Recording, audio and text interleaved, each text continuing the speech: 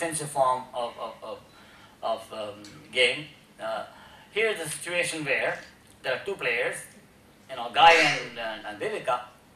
The actions Guy takes is, Guy has to decide whether to kidnap or not kidnap Viveka's child, okay?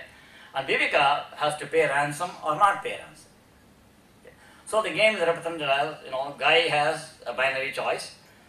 If he does not kidnap, the payoff for Guy is 3, and for Viveka the payoff is 5. Okay, now, these are ordinal scales, not interval scales. That means 1 is low, 2 is medium, 3 is average, 4 is high, 5 is very high, that kind of a scale. Not, it's 30% and 50%, right? It's ordinal scales. Okay. The sequence of play, Guy has the first move to kidnap or not. Right? And then if Guy chooses to kidnap, then Viveka must decide whether to pay a ransom or not. Right? That's the second move. Then the third is Guy decides whether to kill or release the hostage. That's the third move. Okay. Given that, how do we come to the rational decision, right? Of interdependent, right? Okay. So here, in the extensive form, we have these 3 players, and there are 3 levels here. There are 3 turns, 2 players. It's a dynamic game. Player takes turn.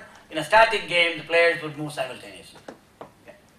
Now, the information set is again one of the definitional terms that we need. One or more decision nodes. Every node is an information set. But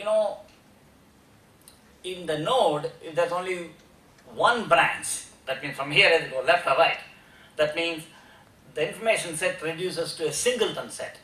And that's called a full information model. We'll see later on an information set where you can have multiple branches. So that's called partial information model. Okay. Now, so here's the perfect information or full information. The information sets are single nodes. The players know exactly where in the game they are because they can observe the previous player's action. Okay. So that's, okay, now this, my PowerPoint skills failed me. So I gave a perfect information. You see both players know the history of the game to their turn. Information set of only one node.